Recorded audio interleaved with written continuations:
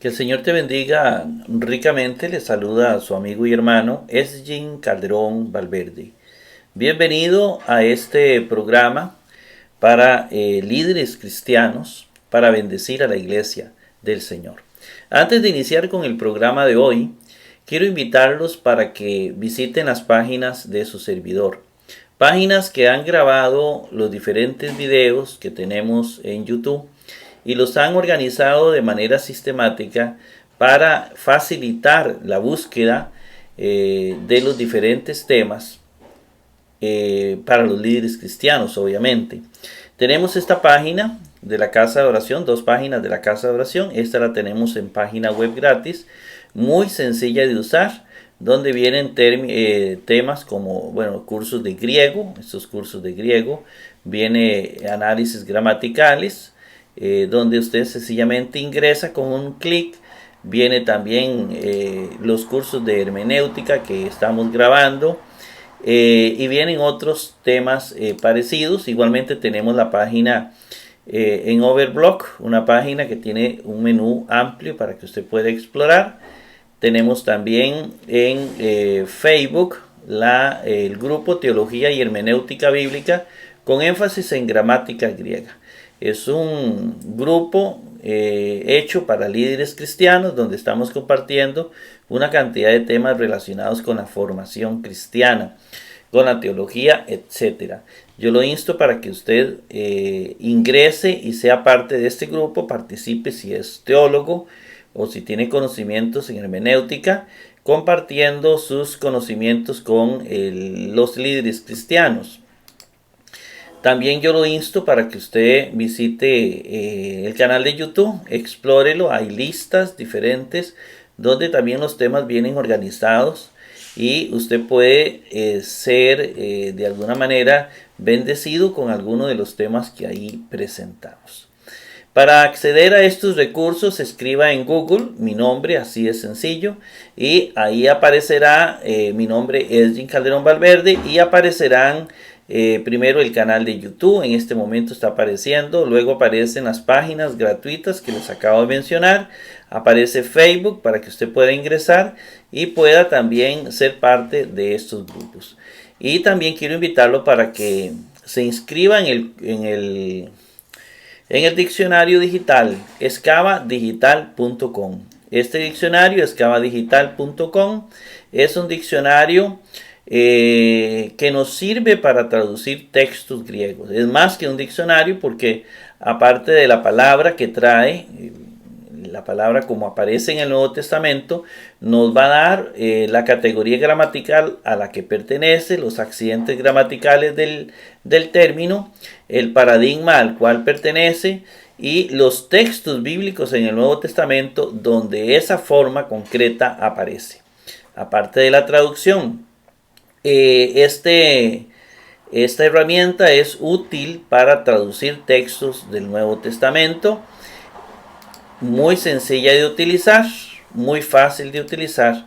Yo lo insto para que usted se suscriba y pueda aprovechar estos recursos que hemos creado para liderazgo cristiano. En esta oportunidad estaremos comentando el capítulo 2.8, interpretación de tipos, en la clase número 13 de hermenéutica bíblica.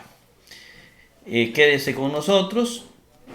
Antes de iniciar con el programa de esta oportunidad, quiero invitarlo para que se suscriba a mi canal de YouTube, para que se suscriba al diccionario escavadigital.com, que es el diccionario que utilizamos para las traducciones del Nuevo Testamento. Ayúdanos a evangelizar compartiendo este video en tus redes sociales. Mi pueblo perece por falta de conocimiento. Las sectas se aprovechan de la ignorancia del pueblo y caen presa fácil de las personas que no tienen formación bíblica. Por eso es necesario formarnos bíblicamente. Estamos viendo el libro de la hermenéutica, este libro que tienen en pantalla, de Milton Spencer Terry. Un libro que es un clásico mundial, muy importante que le abrió puertas grandísimas a la hermenéutica bíblica, muy usado en muchas universidades y no decimos que sea perfecto, es la visión de Terry, pero queremos verlo como un punto fundamental en este curso de hermenéutica. Se ven varios tópicos importantes.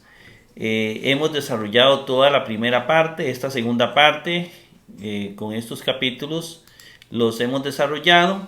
Hoy estamos desarrollando el capítulo 8, interpretación de tipos, de la segunda parte. También pero muy interesante, que vamos a ir dilucidando poco a poco. Decirles que estamos desarrollando 3 cursos que van de la mano. El curso de griego koiné, que nos ayuda a conocer la parte gramatical de la Biblia, del Nuevo Testamento. Sin griego estamos como rencos, que nos hace falta algo para poder interpretar la Biblia correctamente. Tenemos también los cursos de análisis gramaticales, que concretamente vienen a ser las prácticas del curso de griego y del curso de hermenéutica. Y tenemos en tercer lugar el curso de hermenéutica. El curso de hermenéutica, que es este que tenemos aquí. Buscamos varios elementos importantes en la Biblia. La intención, por ejemplo, con que un texto fue escrito. ¿Cuál es la intención del autor? La hermenéutica busca eso. Queremos deshacernos para poder hacer una asimilación completa de la hermenéutica. Tenemos que deshacernos de ideas preconcebidas, ya sean teológicas, sociales, culturales, ideológicas, políticas, vocacionales, etc. Muchas veces nosotros vemos la Biblia con ojos de teólogo, con lo que nos enseñaron en teología, y nos cerramos a verdades más amplias. La cultura, la sociedad, una ideología religiosa. Si yo soy de una religión concreta, voy a ver todo desde ese punto de vista ideológico. Una política que es ideológica, ¿verdad?, también me ayuda a ver las cosas de manera reducida, etc. Nosotros tenemos que ser más objetivos y entrarnos con una mentalidad más científica que ideológica. Y también la hermenéutica nos lleva a la necesidad imperiosa de un método. Es necesario un método. Científicamente el método es fundamental. Vamos a ir viendo este capítulo 2.8 de Terry y vamos a irlo leyendo y vamos a irlo comentando para no perdernos de ninguna parte. Los tipos y símbolos constituyen una clase de figuras distintas de todas las que hemos tratado en los capítulos anteriores. Es decir, vamos a ver algo nuevo, algo diferente a lo visto anterior, tipos y símbolos.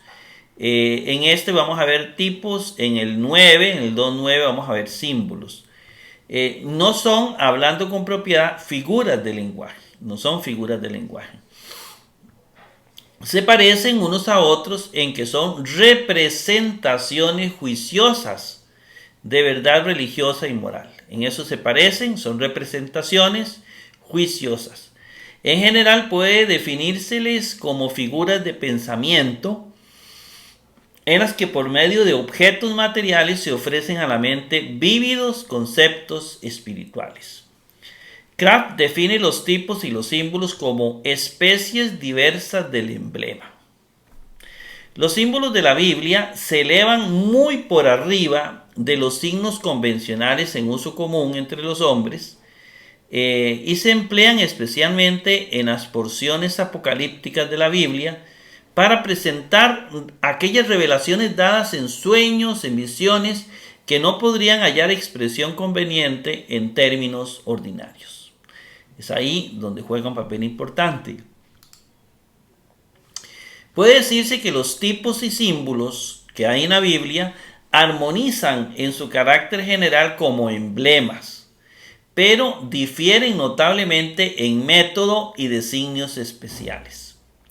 Adán, en su carácter representativo y su relación para con la raza humana, era un tipo de Cristo. Lo dice Pablo en Romanos 5:14. Adán, figura de Cristo. El arco iris es un símbolo de la pactada misericordia y fidelidad de Dios. Es un signo, un pacto de Dios con el hombre. Lo vemos en esos textos. El pan y el vino del sacramento de la cena del Señor son símbolos del cuerpo y de su sangre. Casi todo en la Biblia se expresa de manera simbólica. Podríamos decir que el pueblo judío es un pueblo muy simbólico. Jesús es parte del pueblo judío. Jesús sigue con los símbolos. Las iglesias, las religiones judías son muy simbólicas. Dice que también existen acontecimientos típicos como el pasaje del Mar Rojo y actos típicos simbólicos como el de Ahías rompiendo su capa nueva como signo de la ruptura del reino de Salomón. Ver Primera de Reyes 11, 29, 31. En casos como este último, ciertos elementos esenciales, tanto de tipo como de símbolo, se mezclan en un solo y mismo ejemplo. Las escrituras, la Biblia, nos suministran, nos dan ejemplos de metales, nombres, números y colores simbólicos.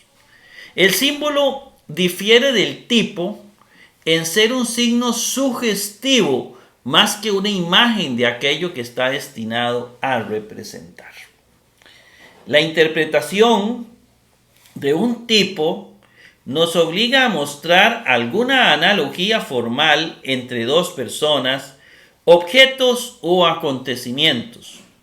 La de un símbolo nos obliga más bien a señalar las cualidades particulares, marcas, aspectos o señales mediante los cuales un objeto, real o ideal, indica e ilustra a otro. Melquisedec es un tipo, no es un símbolo de Cristo, es tipo de Cristo. Hebreos 7 nos suministra una declaración formal de las analogías típicas, pero los 7 candeleros de oro de Apocalipsis 1:12 son un símbolo, no un tipo de las 7 iglesias de Asia. Sin embargo, la comparación está implicada, no expresada, y se deja al intérprete la tarea de desenvolverla y mostrar los puntos de semejanza. Aparte de estas distinciones formales entre tipos y símbolos, existe la diferencia más radical y fundamental de que en tanto que un símbolo puede representar una cosa, sea este presente, pasado o futura, el tipo prefigura algo en el futuro. En el sentido técnico y teológico, un tipo es una figura o bosquejo de algo venidero. Como Adán era figura de Cristo, de algo que iba a venir. Es una persona, institución, oficio, acción, acontecimiento, mediante el cual se predijo, bajo las disposiciones del Antiguo Testamento, alguna verdad del Evangelio. Cualquier cosa así prefigurada se llama antitipo. Por otra parte, el símbolo no tiene en sí mismo referencia al tiempo. Su objeto es más bien el de representar algún carácter, oficio o cualidad, como por ejemplo cuando un cuerpo denota fuerza o un rey en quien está personificada la fortaleza. El origen de los símbolos se supone estar relacionado con la historia de los jeroglíficos. El tipo es siempre alguna cosa real, no un símbolo ficticio o ideal. Solo pensemos en Adán y pensemos en la cena del Señor. O pensemos en Adán y pensemos en los candelabros en el Apocalipsis. Además, no es un hecho o incidente ordinario de la historia, sino una exaltada dignidad y valor, uno divinamente ordenado por el omnisciente, gobernante para hacer un pronóstico de las buenas cosas que en la plenitud de los tiempos se proponía que acontecieran por la mediación de Jesucristo. Por consiguiente, hay tres cosas esenciales para confirmar a una persona o acontecimiento en tipo de otro. 1. Debe existir algún punto notable de semejanza o de analogía entre los dos. En muchos respectos pueden ser enteramente desemejantes. Realmente es tan esencial que existan puntos de semejanza como que haya alguna notable analogía. De otra manera tendríamos identidad donde solo se requiere similitud. Entonces, hay alguna semejanza, por ejemplo, Adán, no sé si ahorita lo va a explicar, pero Adán y Cristo. Es el primer ser, es el primero que nace, digámoslo así, el primero que origina el pecado, y Cristo el primero que acaba el pecado. Es decir, uno es el que inicia el mal y el otro lo termina. Entonces hay semejanzas o pueden ser desemejanzas entre los dos. Y podríamos ver, por ejemplo, David es tipo de Cristo, porque David era rey, Jesús es rey. David libera al pueblo de Dios, vence a Goliat. Jesús vence a sus Goliat también. Es decir, podemos encontrar semejanzas. Adán está constituido en tipo de Cristo, pero solo como cabeza de la raza, como primer representante de la humanidad, ¿ve? Y en Romanos y en Corintios el apóstol nota más puntos de semejanza que de armonía entre los dos. Entonces pueden haber contradicciones o semejanza o desemejanza. Además, siempre esperamos hallar en el antitipo algo más elevado y noble que en el tipo, por cuanto mayor dignidad tiene la casa que el que la construyó. Entonces, hay más, es más elevado el tipo, por ejemplo, que el antitipo, ¿verdad? Adán es tipo de Cristo. Cristo es antitipo de Adán. 2. Tiene que haber experiencia de que el tipo fue designado, establecido por Dios para representar la cosa tipificada. Los mejores escritores sobre tipos bíblicos sostienen con gran unanimidad esta proposición. Dice Van Milder, es esencial el tipo. En la adaptación bíblica de este término, que exista competente evidencia de la intención divina en la correspondencia entre él y el antitipo. Asunto que no ha de dejarse que lo descubra la imaginación del expositor, sino que ha de apoyarse en alguna sólida prueba de la misma Biblia. Pero debemos guardarnos de la posición extremista de algunos escritores que declaran que ninguna cosa en el Antiguo Testamento debe considerarse como tipo, sino solo lo que el Nuevo Testamento afirme serlo. Entonces muchos dicen, si no lo dice el Nuevo Testamento, no lo voy a aceptar como tipo. Pero hay muchas cosas del Antiguo Testamento que son tipo del Nuevo Testamento. Admitimos un propósito divino en cada tipo real, pero de ahí no se sigue que cada propósito de semejante deba estar formalmente declarado por las Escrituras. 3. El tipo debe prefigurar algo en el futuro. En la economía divina debe servir como una sombra de cosas venideras, dice la Biblia. De aquí que lo que llamaremos en castellano la tipología sagrada constituye una forma específica de revelación profética. Las disposiciones del Antiguo Testamento eran preparatorias para el Nuevo y contenían en germen muchas cosas que solo podían florecer por entero en la luz del Evangelio de Jesús. Así, la ley fue un pedagogo para conducir los hombres a Cristo, dice Pablo. Los caracteres, oficios, instituciones y acontecimientos del Antiguo Testamento eran indicios proféticos de realidades correspondientes en la iglesia y el tipo reino de Cristo. Los principales tipos del Antiguo Testamento se pueden distribuir en 5 clases distintas a saber. Tenemos, en primer lugar, son 5 clases. Primero, personas típicas. Debe notarse, sin embargo, que las personas son típicas, no como personas, sino a causa de algún carácter o relación que sostiene con la historia de la redención. Adán fue tipo de Cristo a causa de su carácter representativo como primer hombre y cabeza federal de la raza. Romanos 5:14. Porque como por la desobediencia de un hombre los muchos fueron constituidos pecadores, así por la obediencia de uno los muchos serán constituidos justos.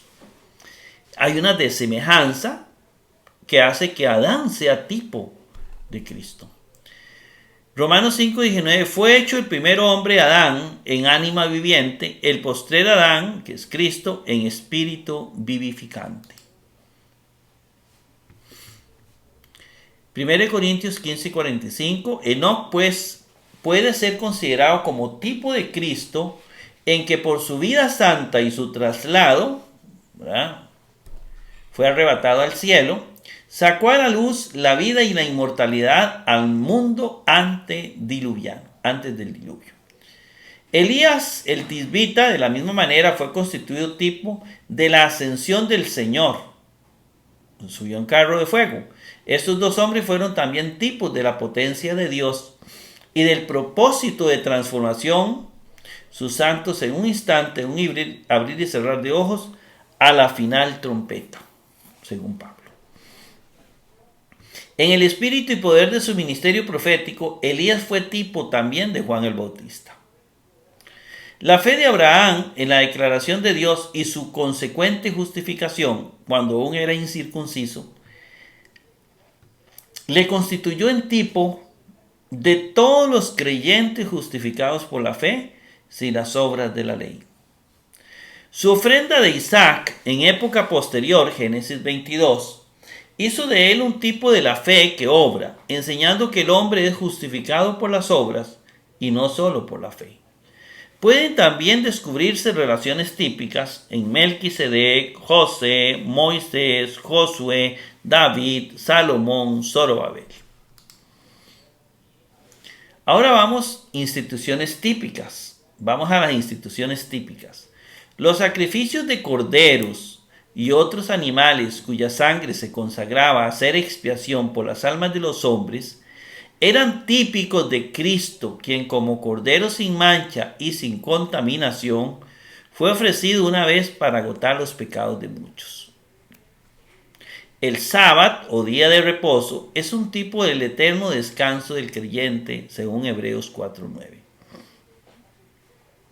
La provisión de ciudades de refugio a las que pudiera escapar el homicida inocente, vea Números 35:9 al 34, era típica de las provisiones del Evangelio mediante el cual el pecador puede salvarse de la muerte eterna. La Pascua del Antiguo Testamento era típica de la Eucaristía del Nuevo Testamento.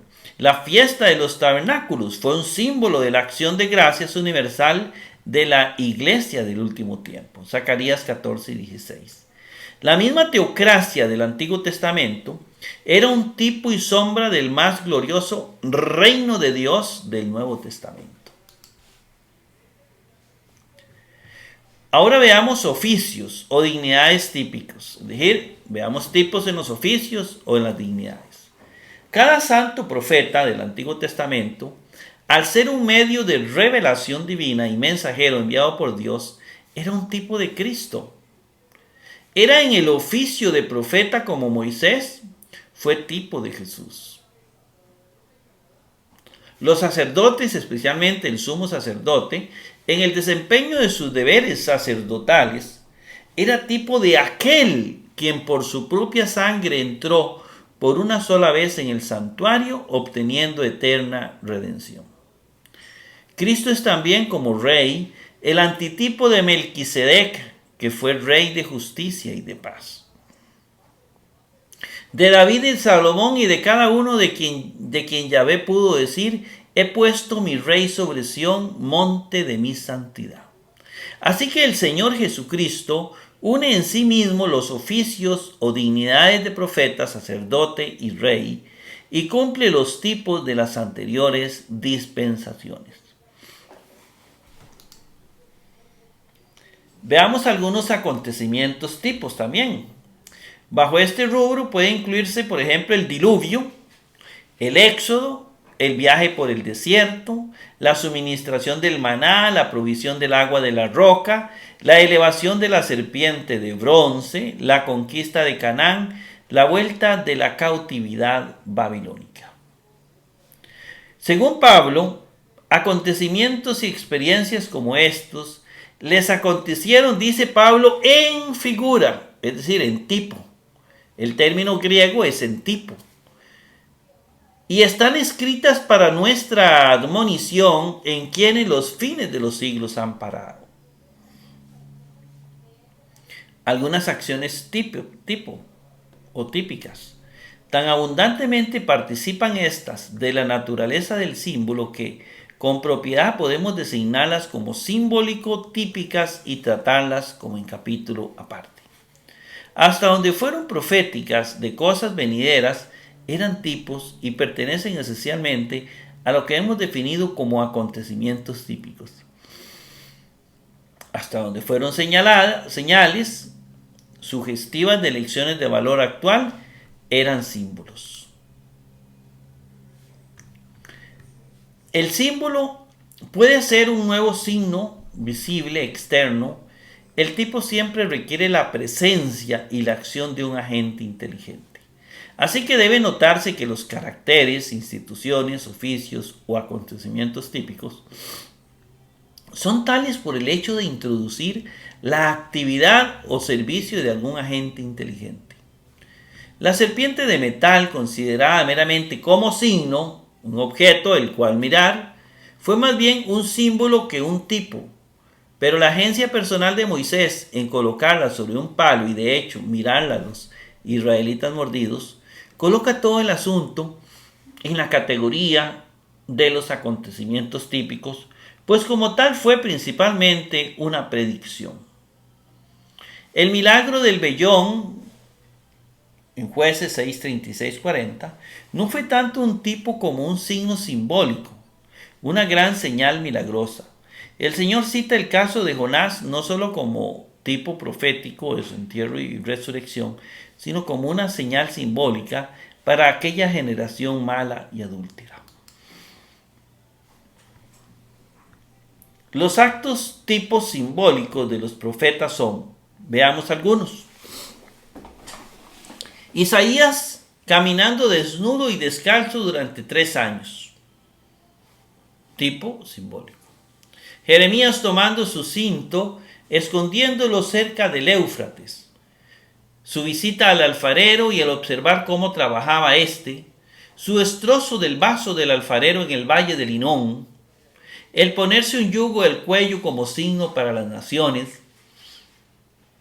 Y su ocultación de piedras en el horno. El diseñar Ezequiel sobre un adobe el sitio de Jerusalén y el dormir sobre un costado por muchos días, el cortarse el cabello y barba, destruirlos después en porciones, la preparación de su bagaje y el comer y beber con temblor, su gemir y su rara conducta en la muerte de su esposa. Oseas casándose con una fornicaria y su adquisición de una adúltera. Zacarías haciendo coronas de plata y de oro para la cabeza de Josué. Seguimos con acciones típicas. Los principios hermenéuticos, ponga atención a los principios hermenéuticos para usarse en la interpretación de tipos, son esencialmente los mismos que los empleados para la interpretación de parábolas y alegorías. Sin embargo, en vista de la naturaleza y el propósito especial de los tipos bíblicos, hay que ser cuidadosos en la aplicación de los siguientes principios. Primer principio. Ante todo debe descubrirse claramente el verdadero punto de semejanza entre el tipo y el antitipo. Y con igual esmero debe evitarse toda analogía rebuscada y recóndita. No comenzar a buscar analogías en todo. Tratar de... No es así. A veces se necesita ejercitar un discernimiento muy agudo para determinar la conveniente aplicación de esta regla. Debe notarse toda verdadera correspondencia. Vemos cómo la colocación en alto de la serpiente de metal es uno de los tipos más notables del Antiguo Testamento y que el Señor mismo lo explicó como una prefiguración de su propia elevación en la cruz. 3 puntos de analogía se descubren claramente. 1. Como la serpiente fue levantada sobre un palo, así lo fue el Señor sobre una cruz, ¿cierto? Como la serpiente de metal fue construida por mandato divino, a semejanza de las serpientes ardientes, así Cristo fue hecho a semejanza de carne pecadora, maldito en lugar nuestro. Parecido. 3. Como los israelitas que ofendieron a Dios, mordidos y ya moribundos, miraban a la serpiente, recibían vida, así los pecadores envenenados por la antigua serpiente Satanás y pereciendo ya, dirigen a Cristo crucificado la mirada de fe y viven para siempre. Un tipo. Otras analogías incidentales envueltas en una u otra de estas 3 pueden admitirse, pero deben usarse con precaución. Bengel dice, como aquella fue una serpiente sin veneno, levantada contra las venenosas, así también tenemos al hombre Cristo, hombre sin pecado, contra la antigua serpiente. Este pensamiento cabe en nuestra analogía número 2. Tales analogías incidentales, siempre que se adhieran consecuentemente a los puntos principales, son permisibles, especialmente en el discurso homilético. Pero el querer hallar en el bronce, metal inferior al oro y la plata, un tipo de la apariencia exterior del Salvador, por Dios, o el suponer que la serpiente fue fundida en un molde no hecho por manos de hombre, tipificando la concepción divina de la naturaleza humana de Cristo, el imaginar que la serpiente sobre el palo formaba algo como una cruz para representar más exactamente la forma en que Cristo había de sufrir, todas esas cosas y cualquier otra suposición semejante son rebuscadas y engañadoras y deben desecharse. Lo comparto con Terry. En Hebreos 7 se refuerza e ilustra el sacerdocio de Cristo por medio de analogías típicas en el carácter y posición de Melquisedec. Se presentan allí 4 puntos de semejanza. Veámoslo. Melquisedec fue tanto rey como sacerdote, lo mismo que Cristo. 1. 2. Sin historia de tiempo, no existiendo registro de parentela, genealogía ni muerte, es figura de la perpetuidad del sacerdocio de Cristo. La superioridad de Melquisedec sobre Abraham, sobre los sacerdotes levíticos, sugiere la exaltada dignidad de Cristo. El sacerdocio de Melquisedec no estaba constituido como el levítico por un decreto legal, sino que era sin sucesión, sin limitaciones de tributo o de raza. De la misma manera, Cristo, sacerdote independiente y universal, permanece siempre teniendo un sacerdocio inmutable. Mucho más se dice en el capítulo contrastando a Cristo con los sacerdotes levíticos, y el designio manifiesto del escritor es presentar en forma muy notable la gran dignidad y la inmutable perpetuidad del sacerdocio del Hijo de Dios. Pero los intérpretes se han enloquecido pensando en el carácter misterioso de Melquisedec, entregándose a toda clase de teorías, primeramente en la tentativa de responder a la pregunta ¿quién era Melquisedec? Y en segundo lugar rastreando todas las genealogías imaginables. El comentarista Guedo observa prudente y apropiadamente: nuestra opinión es que Melquisedec no fue nadie más que él mismo, el cual se le menciona en Génesis 14, 18, 20, narración en la cual David en el Salmo 110 y nuestro autor después de él hallan cada uno de los puntos que especifican al hacerlo rey sacerdote, típico de la realeza sacerdocio de Cristo. Sin embargo, no es solo en la persona de Melquisedec, sino también en la agrupación de las circunstancias de su persona, de las circunstancias que lo rodean, en donde la imaginación inspirada del salmista encuentra los puntos característicos. En el Génesis, Melquisedec aparece repentinamente en el proscenio histórico sin antecedentes ni consecuentes. Es un rey sacerdote no del judaísmo, sino del gentilismo universalmente. Aparece como sacerdote sin ascendencia, sin padre, madre ni genealogía. Le precede y le sigue un silencio eterno, de modo que no presenta principio ni fin de vida. Y ahí queda como retrato histórico presente para siempre, colgado por mano divina, imagen real de perpetuo rey sacerdote. De modo que no es en su propia realidad desconocida, sino en la presentación hecha por las Escrituras en que aparece el grupo de indicaciones. Es sólo mediante la verdad óptica, no por hechos corpóreos, que se convierte en retrato y junto con lo que le rodea forma un cuadro, en el cual primeramente el salmista descubre el concepto de un vislumbre del sacerdocio eterno del Mesías, y todo lo que hace nuestro autor es desarrollar los particulares que el salmista presupone en masa. Segundo principio, el intérprete ha de notar también los puntos de diferencia, de contraste entre el tipo y el antitipo. Por su propia naturaleza, el tipo ha de ser inferior al antitipo. Adán es inferior a Cristo, pues no hemos de esperar que la sombra rivalice con la sustancia. Los escritores del Nuevo Testamento se extienden sobre estas diferencias entre tipo y antitipo. Hebreos 3:1-6, Moisés, considerado como fiel apóstol, siervo de Dios, está representado como tipo de Cristo, y este aspecto típico de su carácter se basa en la observación. En Números 13:7, de que Moisés fue fiel en toda la casa de Dios. Este es el gran punto de analogía, pero el escritor pasa inmediatamente a decir que Jesús es digno de mayor gloria que Moisés, y da el ejemplo de dos puntos de superioridad.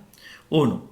Moisés constituía simplemente una parte de la casa misma en que vivía, pero Jesús tiene derecho a mucha mayor gloria por cuanto puede ser considerado como edificador de la casa, y mucho más honorable que una casa es quien la edifica. 2. Además, Moisés fue fiel en la casa como siervo, pero Cristo como hijo de la familia.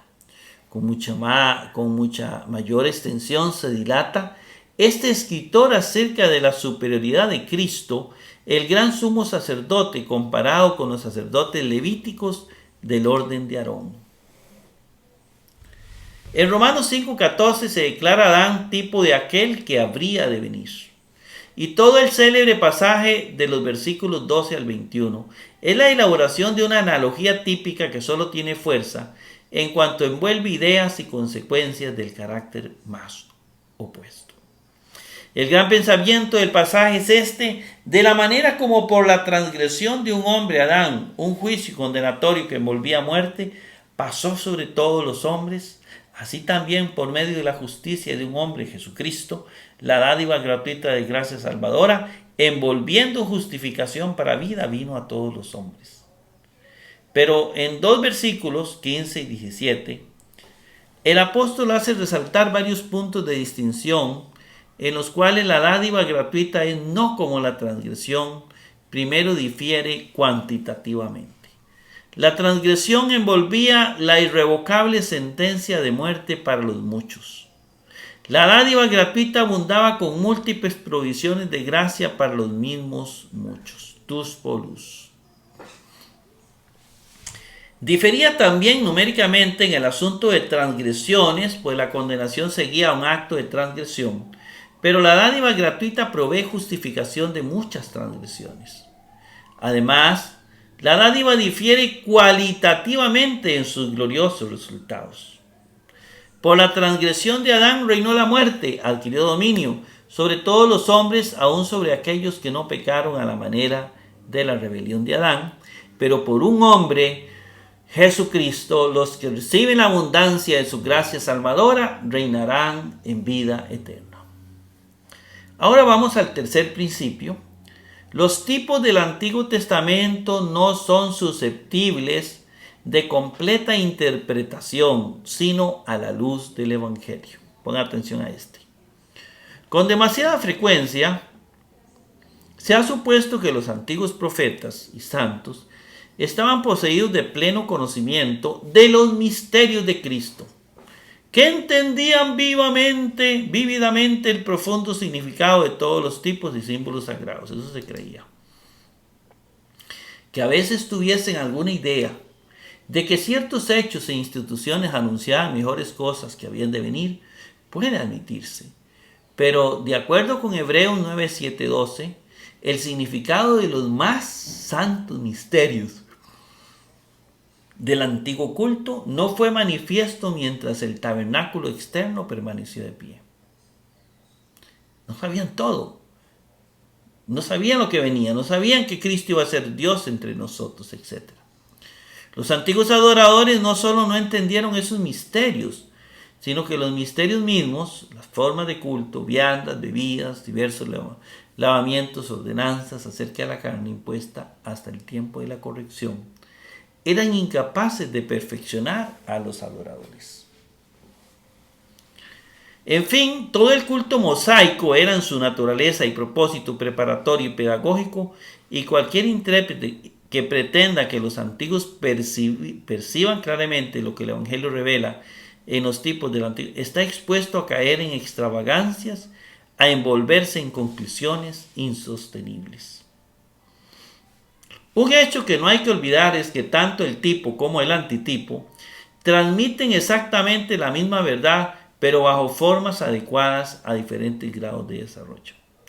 Cada caso que haya de usarse como típico debe determinarse sobre sus propios méritos, por el sentido común y el sano criterio del expositor. Y el discernimiento exegético de este debe disciplinarse por un estudio a fondo de los caracteres que todo el mundo acepta como tipos bíblicos. Que el Señor te bendiga ricamente y nos vemos en el 2.9.